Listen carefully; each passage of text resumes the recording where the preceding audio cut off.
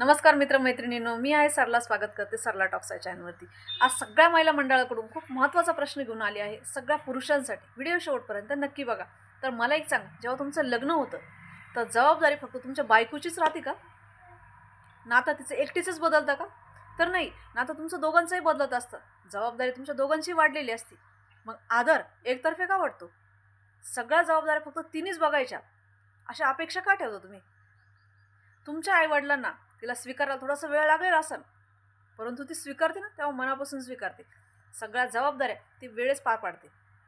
हे आपलेच आहे आणि आपल्यालाच करायचं आहे हे तिने स्वतःच्या मनाला सांगितलेलं असतं। तुम्ही काय करता?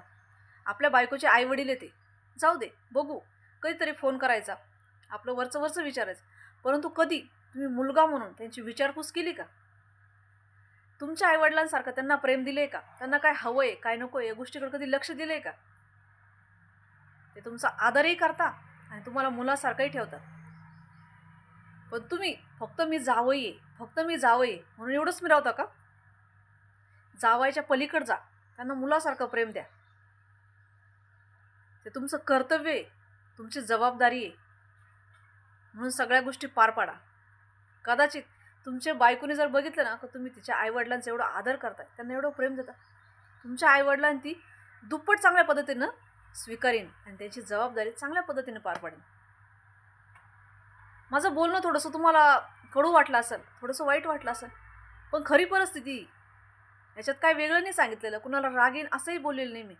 काही जावई असतात की जे सासू-सासऱ्याला खूप जीव लावतात, त्यांच्या आईवडिलांसारखं ट्रीट करतात, परंतु काही जावई असं असतं ना, फक्त मी जावई आहे, मला जावई म्हणूनच मिरवायचं असतं। हा व्हिडिओ खास त्यांच्यासाठी। तर माझा उद्देश कुणा एकासाठी नाही आहे, तर अशा थोड्याशा टिपिकल जावयांसाठी आहे। हा माझा संदेश आहे का जरी बायकोचे आईवडील असले ना, ते तुमचेच आईवडील असतात। त्यांना प्रेम द्या, आदर द्या, बदल्यात ते तुम्हाला दुप्पट तिप्पट प्रेम आणि आदर देणार आहे। तर व्हिडिओ आवडल्यास शेअर करा, लाईक करा, कमेंटमध्ये नक्की सांगा आणि नवीन असाल तर माझं चॅनल नक्की सबस्क्राईब करा। असेच नवनवीन कॉन्टेंटचे व्हिडिओ रोज बघत जा सरला टॉक्स या चॅनलवर।